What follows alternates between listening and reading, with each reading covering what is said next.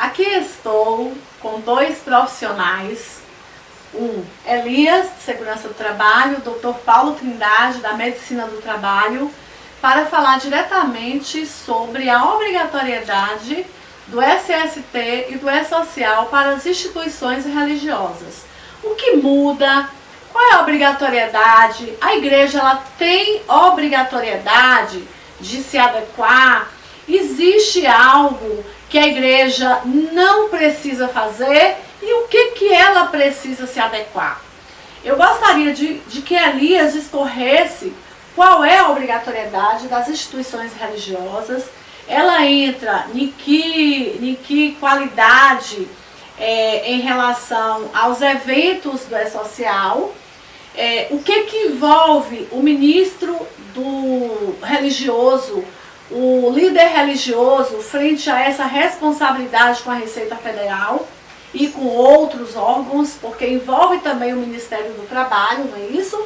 O que muda e o que você pode contribuir com todos os líderes de instituições religiosas frente a essa necessidade, obrigatoriedade, lembrando que muitas vezes a igreja ela precisa de ter uma construção, e nessa construção, doutor Paulo, envolve a contratação de pedreiros, de encanadores, de eletricistas.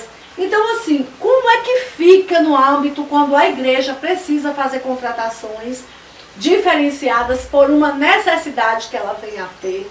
Então, fica com vocês aqui para tirar as dúvidas, para contribuir com todos os líderes religiosos que tem aí no Brasil e que ficam muitas dúvidas e que não tem esse conhecimento. Como que a gente pode contribuir com eles? Olá pessoal, tudo bem com vocês? Olha só, a princípio a gente começa qualificando o ambiente de trabalho e a visão empresarial, a condição jurídica da instituição religiosa, ok? A gente começa qualificando a instituição religiosa no âmbito jurídico. Como que isso acontece? Forma de tributação e qual é o grupo que está inserido na obrigatoriedade do E-Social, por exemplo.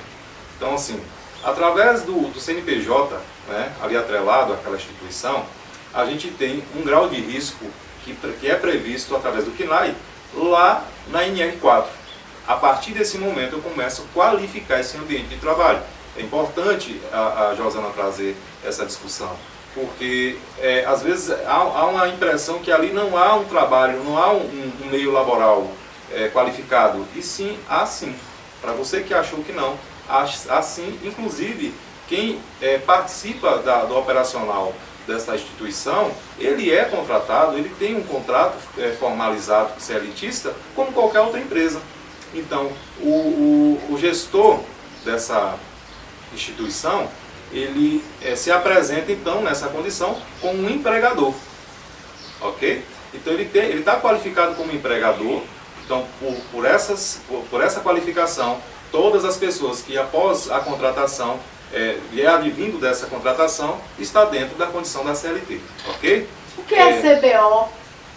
Como é que você pode orientar, que é o código de ocupação, isso. Como é que você coloca a questão do CBO? Muito bom. Que é ele que define, não é isso? Qual é o risco que o trabalhador venha a ter e que a instituição religiosa ela terá a sua obrigatoriedade de estar informando.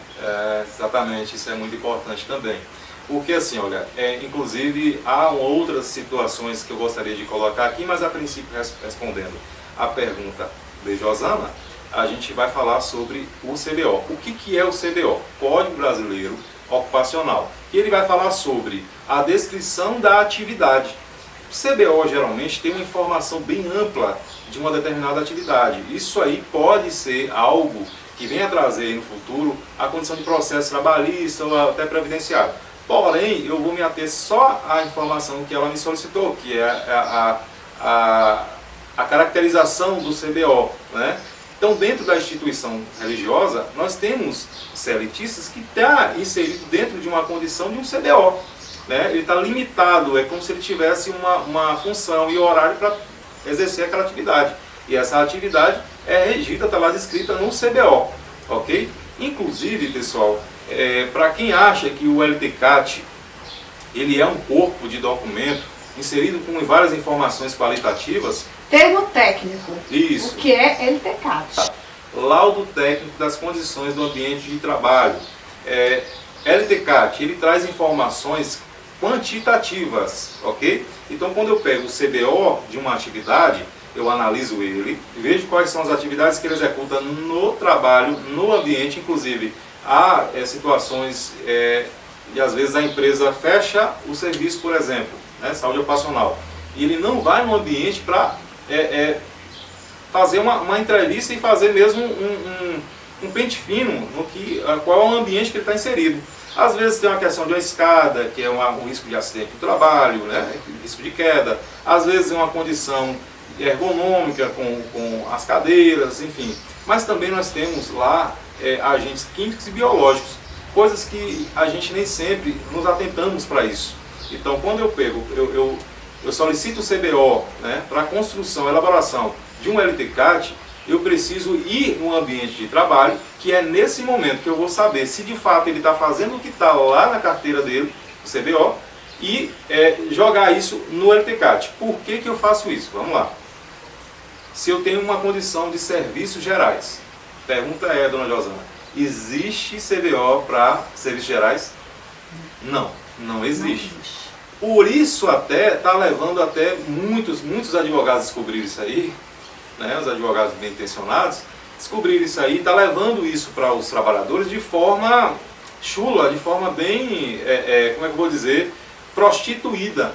Por quê? Porque lá na carteira de certa forma, houve um equívoco do CBO, e nesse momento que o departamento pessoal e a contabilidade formalizou, que aliás, diga-se de passagem, aproveitando o momento para dizer isso, o processo de contratação ou processo de demissão não acontece dentro da empresa, da contabilidade, ok? Não é a contabilidade, não é que ela começa, ela termina, não. Começa no RH da empresa, o técnico de segurança do trabalho que solicita a função para a contabilidade, aí ele vai olhar qual é o CBO mais cabível e vai formalizar esse registro. Detalhe, há muitos processos trabalhistas aí, porque coloca na carteira uma coisa, mas a pessoa faz outra. E é papel da empresa, a obrigação da empresa. Função, né? Esse é considerado desvio de função. A igreja contrata para uma função e de repente este mesmo funcionário ele está fazendo uma outra função que não é a que ele está registrado na carteira de trabalho, não é isso? Exatamente. E isso leva a processo trabalhista e processo trabalhista. Exatamente. Processo trabalhista, doutor Paulo, por que leva a processo trabalhista? Porque o desvio de função, né? Você está fazendo uma coisa que não deveria estar fazendo. Ou inserido dentro de um ambiente, né? Por exemplo, condomínios, vamos lá. Elias, qual é o risco de um condomínio, de um zelador, de um porteiro, vamos lá. O porteiro, ele tem o risco ergonômico, entre outros, tá? Ele tem o risco ergonômico, que é o que mais incide mais, tá? Mas a gente vai falar do zelador. O zelador, nesse momento, ele faz várias atividades, entre eles, limpeza de caixa de gordura, tá? De galerias. Então ele vai estar inserido em um ambiente úmido, propício a quê? Vírus, fungos e bactérias. Então eu estou inserido num ambiente biologicamente contaminado. Então eu preciso gerar a informação dessa atividade que ele faz para gerar as ações de saúde e segurança, que são a implantação de equipamento de proteção individual ou EPC, equipamento de proteção coletiva, ok? Então nesse momento é que as ações da segurança do trabalho entram. Se eu não tenho a descrição dessa atividade ou se eu não faço a visita na empresa, esse risco vai passar batido e no momento que ele solicitar um afastamento, por algum motivo, uma doença que advinda desse meio, né, desse ambiente contaminado, o próprio INSS ele vai desconhecer essa situação. Vai gerar um conflito de informação. E isso pode gerar sim, viu? Você que está aí, está assistindo a gente aí, se atente a isso aí. Isso pode gerar um desvio de função e até mesmo um processo trabalhista ou previdenciário no futuro. Algo que tem trazido várias discussões entre a classe contábil. De quem é a obrigatoriedade do envio da informação para o E-Social? Pronto. Essa parte que ela não é do contador. Gente, vamos lá. Assim como qualquer empresa privada, a instituição religiosa, na condição jurídica, ela tem que informar o E-Social da mesma forma, porque ela tem CLTista lá dentro. Concorda? Exatamente. Pronto. Elias, de quem é? O que a NR está dizendo para mim? A NR preconiza o quê? A NR diz que a obrigatoriedade de implementação de saúde e segurança do trabalho, isso na antiga NR1, tá? Eu vou falar aqui e vou até chegar na NR1 de hoje. Na NR1 anterior, ele diz quais são as obrigatoriedades do empregador e do empregado, os direitos e os deveres de ambas as partes, ok? Aí na reforma da NR1 contextualizada, nesse momento, ele vem trazendo o quê? Como o sistema de E-Social ele já é uma realidade, a gente já vivencia isso. Esquece essa ideia de que o E-Social vai retroagir, não vai. Ele é um sistema, já está implementado. Inclusive toda a nossa tecnologia hoje, dentro das contabilidades, até dentro das clínicas de saúde ocupacional, está dentro dessa condição da social, das rotinas. Então, ou seja, não vai voltar atrás, não vai retroagir. A única coisa que eles estão agora com dificuldade é parametrizar as informações do INSS, do IBGE e da Receita Federal. Ok? Então há uma dificuldade de informação para que a gente leve essa informação e há uma dificuldade também de parametrizar essas informações, de cruzar as informações. Ok? Pois bem, senhores, a pergunta é bem enfática e a resposta é simples e direta. Você que acha que é da contabilidade a responsabilidade de implementação de saúde e segurança do trabalho e é social, você está enganado, porque lá na NR está lá nítido e muito claro que é de obrigatoriedade do empregador, da instituição, implementar as medidas de saúde e segurança do trabalho do INCOM é social. Beleza? Respondida a pergunta?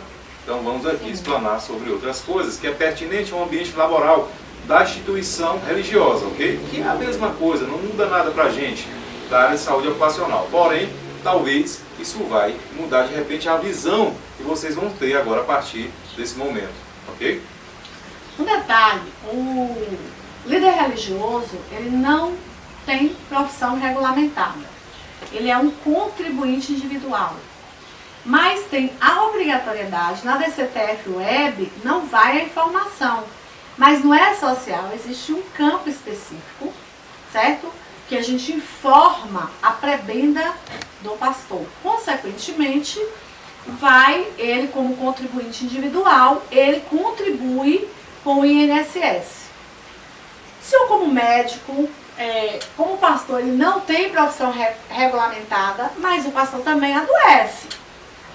Como que o pastor lida com essa situação? No caso adoecido, eu tenho até o meu pastor Davi Boa Sorte, ele é psicólogo e ele defendeu a monografia dele sobre a questão da síndrome de burnout. Tanto a monografia como também a tese de mestrado dele. Hoje ele é doutorando e ele vai defendendo sobre isso. A síndrome de burnout hoje, vários pastores são acometidos, vários líderes religiosos. Como lidar com essa situação? No caso do pastor, que não tem vínculo empregatício, mas que tem como contribuinte com a Previdência Social. No caso do adoecimento, como lidar com essa situação? Qual é a orientação, nesse caso, para o contribuinte individual, que é o caso do líder religioso? Não estou falando dos funcionários, né, os colaboradores que têm um registro na instituição religiosa. Eu quero tratar aqui no caso do líder religioso, que é um contribuinte individual. Acho que é previdenciário isso, né? Isso, é previdenciário, mas como médico, o atestado, ele tem que fornecer alguma coisa para a Previdência. Seria o quê? Um atestado médico colocando... Como se dá essa situação? Ele é um contribuinte individual. Eu acredito que ele não tem aquela necessidade do atestado. Como é que lida com isso? Exatamente. Agora, no caso do pastor, ele vai para o regime geral de Previdência Social. Exatamente. Exatamente, como seretista, né? E com todas as obrigações de seretista, mas ele não vai para... Ele tem que ir com o laudo médico. Com o nexo, né? Mas a gente tem que lembrar que o nexo ocorre por um nexo técnico epidemiológico previdenciário, né, pelo nexo profissional, atividade, né? Mas ele não tem profissão regulamentada. Exatamente. Ele tem o CBO, líder religioso. Ele tem. Ele tem o Código Brasileiro de Ocupação. Ele tem. Mas ele não tem... Ele não tem CBO. Ele não tem CBO. Não tem. Entendeu? Então, assim, se ele tivesse, ele poderia ser enquadrado como nexo técnico profissional. É né? como líder religioso. Como O líder religioso não é uma profissão E regulamentada. essa é uma das discussões Isso é mais um- enfáticas. Né? Exatamente. E assim, mas ele adoece. Ele precisa levar um laudo médico. É isso que eu quero que o senhor, como médico, oriente. Ele tem que ir ao médico, levantar o diagnóstico do adoecimento dele, apresentar ao INSS Exatamente. esse atestado, requerer o auxílio doença ou aposentadoria. Nesse caso, ele vai ter que pegar no médico especialista dele um atestado de 15 dias e mais um dia, para mostrar que ele precisa de mais de 15 dias de afastamento, né? Junto com um relatório para apresentar no perito do INSS. Mas assim, em termos de garantia de trabalho, não tem, né? Não tem garantia de trabalho porque ele não tem Ele é um contribuinte individual. Ele é um contribuinte individual. Ele é um contribuinte. Se ele contribui, ele tem o direito, se ele Auxílio ainda doença, está, auxílio acidental. exatamente, se ele está como segurado, né, ativo na Previdência Social no INSS, ele tem o direito. Se ele não contribui, ele acaba não tendo esse direito, Exatamente. certo? Mas a contribuição dele também é algo regulamentado por lei. E é isso que a gente trabalha muito, que eu tenho trabalhado com o pastor, para as responsabilidades dele, é uma responsabilidade dele. Mas a contribuição dele é ele que faz, ele é um contribuinte individual, tá?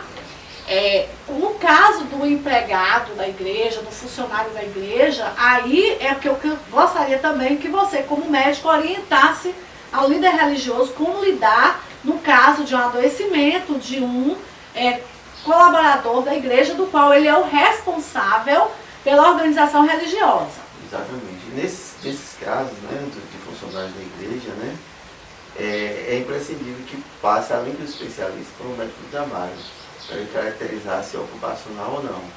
Né? Okay. E aí, se for ocupacional, ele elaborar um relatório, né? O médico do trabalho elabora um relatório, no caso é sua especialidade. O especialista também vai elaborar um relatório e depois vai repassar para o médico do trabalho. E o médico do trabalho vai encaminhar, vai dar um atestado de 15 dias e mais um dia, né? E vai encaminhar para o INSS. Agora, a caracterização fica por conta do médico do trabalho, a caracterização se é ocupacional ou não. Entendi. Ele analisando os aspectos, né, da doença, né? E aí ele vai enquadrar o nexo, vai né? enquadrar o nexo. Aí é que tá, como ele não tem CDO, eu acho muito... No caso do líder religioso, nós estamos tratando das duas situações. Sim. Líder religioso e aqui os funcionários que ele está como responsável, como presidente, como líder da organização religiosa. Tem duas situações. Agora é importante fazer que a gente tem que fazer o exame ocupacional, né? É o exame físico. Se você for notar mesmo no exame ocupacional bem feito, né? Você faz muitas perguntas. Né? No caso do exame ocupacional, existe a obrigatoriedade de estar fazendo esse exame todos os anos? Como é que funciona isso? A obrigatoriedade de fazer todo ano. Agora, quando você não tem risco ocupacional, você pode fazer a cada 2 anos, né? Entendeu? Só se não tiver o risco. Ô Paulo, agora o risco ocupacional, foi importante você falar sobre isso, porque nós, dentro da CLT, nós temos 5 riscos ocupacionais. E dentro do E-Social nós temos 3. Tá entendendo? Então são coisas diferentes, são coisas previdenciárias e CLTistas. Dentro da CLT nós temos risco físico, químico, biológico, ergonômico e de acidente. E dentro de E-Social nós temos químico, físico e biológico, sem ergonomia e sem de acidente. Lembrando que em maio para junho aí está previsto uma nota sobre ergonomia, mas ainda não saiu. Então, ou seja, para E-Social, para a Receita Federal, são só esses 3 riscos, químico, físico e biológico. Dentro dessa condição aí, de repente, é o que a Josana já quer saber também, essa questão previdenciária.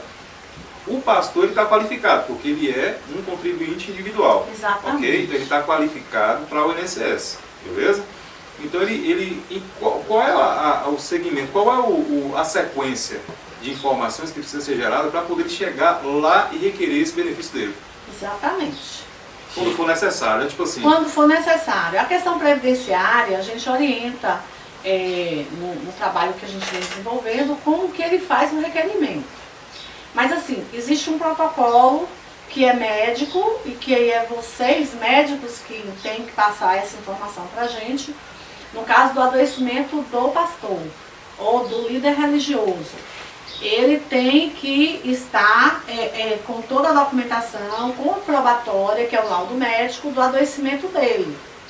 Então, ele mesmo que tem que dar entrada no INSS. Ok, ele entra lá com a senha Gov, com a senha do meu INSS, ele mesmo agenda o auxílio-doença dele, coloca a documentação que lá tem toda a orientação, coloca lá e agenda o dia que ele vai até o INSS para fazer a perícia. Ok. No caso do empregado. No caso do empregado, sim, né, a própria empresa vai encaminhar. Exatamente. Terminados os 15 dias de atestado, aí o empregado, o pastor, o líder religioso precisa receber um atestado médico. Exatamente. Com 15 dias corridos. Não, os 15 dias não precisam ser corridos. Ele pode ser 15 dias nos últimos 2 meses. Exatamente, mas isso aí você precisa explicar melhor. Por que eu provoquei os 15 dias? Entendeu? Porque essa explicação sua é muito importante. Reiterando aqui, doutor Paulo, quando eu falo do líder religioso, ele tem CBO sim. Eu quero deixar isso aqui claro, que o CBO, que é o Código Brasileiro de Ocupação do Líder Religioso, do ministro de culto religioso, ele é o 263105. E ainda tem um outro, que o CBO 114305, que fala que é dirigente e administrador de organização religiosa, certo? Então, assim, quando eu questiono em relação ao adoecimento do líder religioso, eu quero reiterar aqui para Elias, existe CBO sim.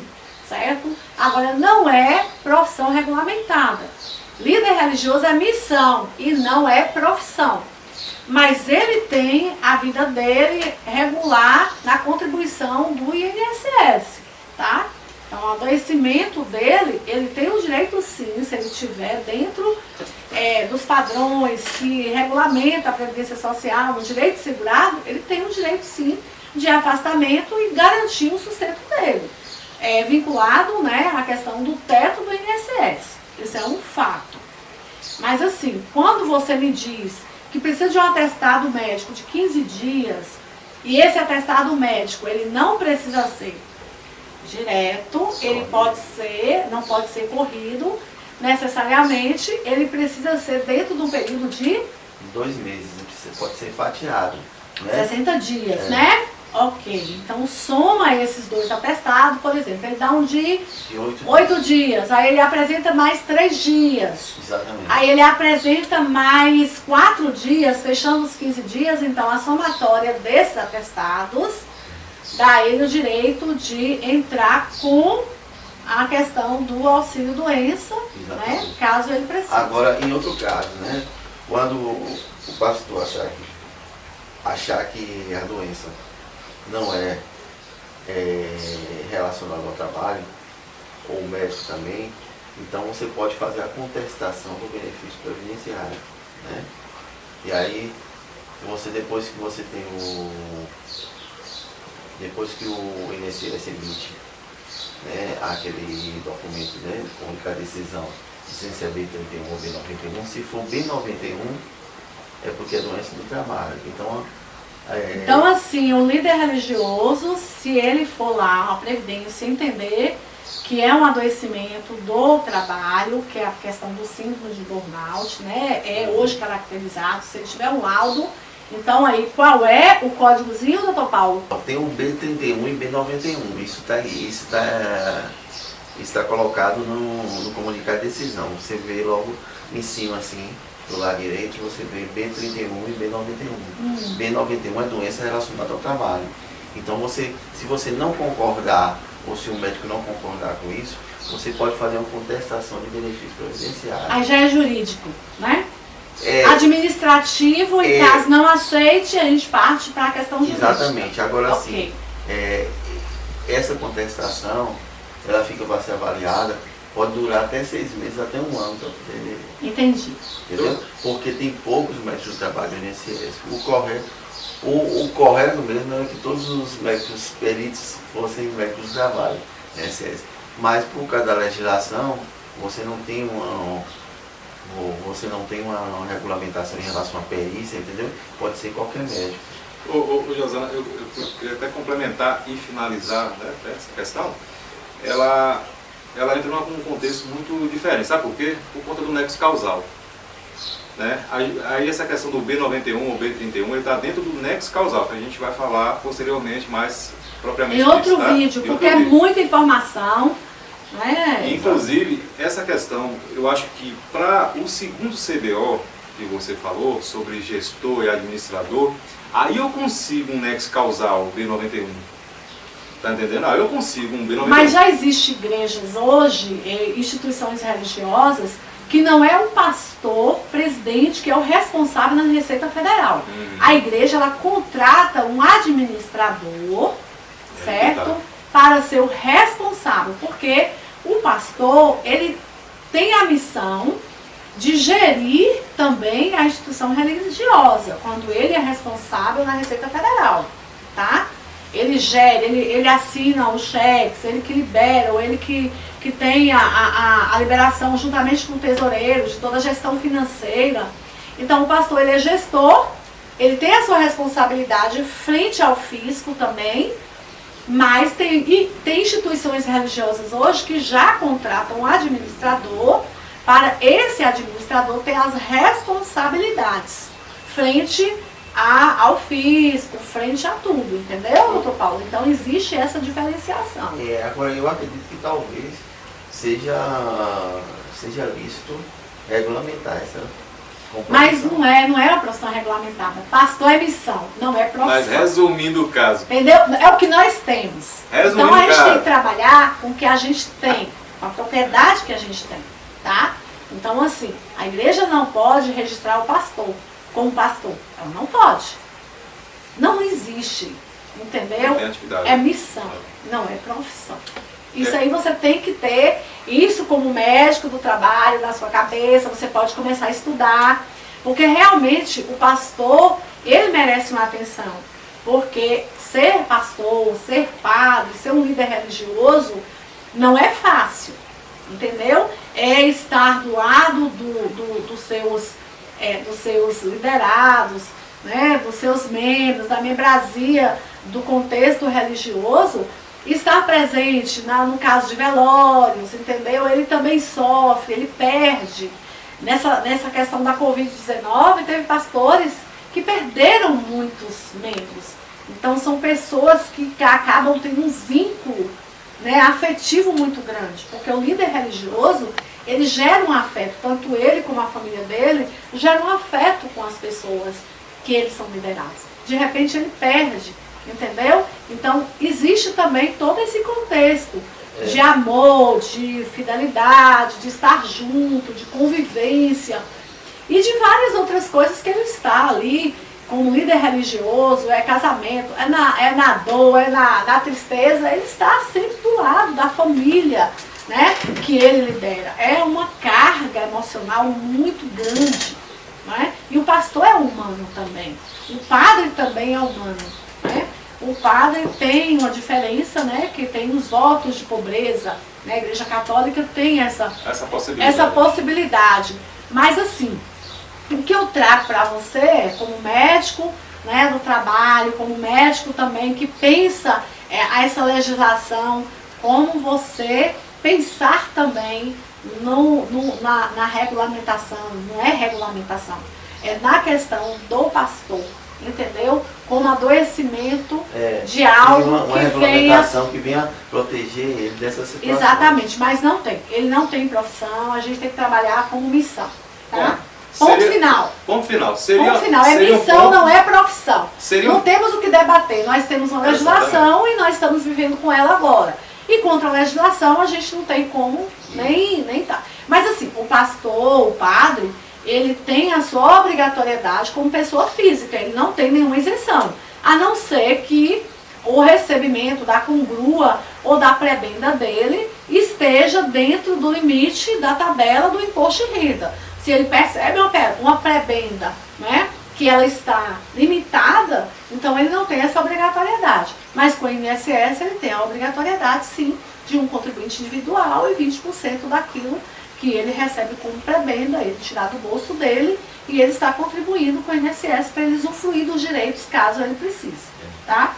Mas assim, eu gostaria que você finalizasse como médico quais são as orientações para os líderes religiosos frente à responsabilidade dele, junto a outros funcionários. Se a igreja não tem nenhum funcionário, qual é que ela tem como fazer, se ela tem a obrigatoriedade disso, ou se ela tem um funcionário, ela já é obrigada. Eu gostaria que vocês discorressem isso sobre a questão do E-Social e do SST, tá? Do cumprimento da legislação que as instituições religiosas ela precisa ter, para a gente finalizar esse nosso primeiro momento, porque nós vamos ter outros momentos, né, de orientações para os líderes religiosos com essas obrigações. Eu falo para os líderes religiosos, né, que esses encargos trabalhistas e encargos previdenciários, né, tem que ser cumpridos, né, e tem que ser cumprido pelo empregador, né. Tem que contratar um médico de trabalho para fazer esse exame, fazer uma avaliação bem rigorosa, né, da parte física, da parte mental, né? É mesmo o controle de absenteísmo, então. O que é absenteísmo, Elias? Absenteísmo é falta ao trabalho. A gente tem como fazer um controle desses afastamentos e a gente saber o que está gerando esses afastamentos e aí tomar atitudes que venham melhorar esses índices, né? Administrar, né? Administrar isso, gerenciar isso aí, compete ao médico do trabalho. Exatamente. Né? Ele vai avaliar se essas pautas contínuas do funcionário, ela está associada a algum adoecimento. É isso, doutor? Exatamente. Agora, essas demandas você só usa muito em empresa grande, né? Em empresas pequenas, então, você tem um funcionário que está com alguma doença, que precisa se afastar de tudo, você vai ter que procurar um especialista, mandar um funcionário procurar um especialista, né? E o especialista emitir um atestado, né? E passar pelo médico do trabalho e ser encaminhado para o INSS. Né? Muito bem. Muito bem, eu agradeço a Elias, né, pela grande contribuição. Eu acredito que a gente está levando informação preciosíssima para os líderes religiosos e não só para os líderes religiosos, né, porque compete também às empresas, né, hoje está se adequando à normatização, embora existe aí uma possível caracterização de uma suspensão, que eu gostaria que você falasse rapidinho, Elias, bem resumidamente dessa instrução normativa, né, que saiu aí sobre a questão de não obrigatoriedade. Isso. O que é isso? Realmente tem essa não obrigatoriedade? Como é que funciona isso? Para que eles também tenham essa informação aqui nesse próprio vídeo que a gente está aqui colocando para eles. Já eu volto a agradecer ao doutor Paulo. Partindo do Ministério do Trabalho e Previdência, saiu uma portaria 334 do dia 17 de 2 de 2022, comunicando às empresas de todos os âmbitos, desde do microempreendedor individual até mesmo as indústrias, ou órgão público, ou órgão religioso, por exemplo, de que elas não seriam multadas pelo fato de não ter enviado em tempo hábil as informações dos eventos 2220 e 2240, que fala sobre saúde ocupacional e fala sobre engenharia de segurança, onde a gente estabelece quantitativos dos 3 riscos ocupacionais estabelecidos pela Receita Federal e pelo sistema do E-Social, ok? Então, a partir desse momento, você não vai ser multado. No entanto, a obrigatoriedade continua, porque previdenciária e CLT sempre existiu e não depende do E-Social para que isso aconteça, ok? Beleza? Resumindo, o papo foi excelente, foi ótimo. Agradecer a oportunidade de aproveitar o ensejo, agradecer a Josana pela oportunidade, agradecer também a presença do Dr. Paulo Trindade, de estar aqui colaborando, trazendo a informação sabe? É bem fresquinha para vocês, então isso é de suma importância, entender que nossa atividade não só colabora com a empresa privada, mas colabora também para o meio social como um todo, ok? Então a gente leva informação, a gente traz qualificação para a sua empresa, ok? Onde pode te achar, Elias? Galera, você pode me achar lá no @ambiente_sms, tá? O WhatsApp é 999656941, DDD 77. Ou falar com minha amiga Josana Mota, você também vai me achar, porque eu estou sempre pertinho, porque a gente tem que ficar perto de pessoas que sabem demais, né? Pra gente aprender também. Doutor Paulo, eu quero te agradecer por você estar aqui, ter cedido esse seu tempo tão precioso, que eu sei que você é uma pessoa muito corrida, muito requisitada, mas dando essa contribuição para todos os líderes religiosos, né? Que a gente precisa levar esse tipo de informação para que eles tenham esse conhecimento. Agradecer desde já, e eu gostaria que você fizesse suas considerações finais e onde que nós podemos te achar. Eu quero agradecer, né, a oportunidade que eu tive aqui com Josana e com Elias, né? E informar que nós estaremos sempre aí dando informações para todos, né? Para agradecimento de saúde ocupacional, né? E onde que a gente te acha? Você tem Instagram, você tem um telefone? Onde é que as pessoas vão te achar? Você para, se quiserem tirar dúvidas, se quiserem te contratar como médico do trabalho. Telefone é 71 99961 1206. Instagram. Não me lembro. Não lembro do Instagram, mas a gente vai colocar aí logo abaixo para que vocês possam encontrar. Clínica do Trabalhador, @Clínica do Trabalhador. Pronto, então assim, gratidão a vocês, Deus abençoe pelos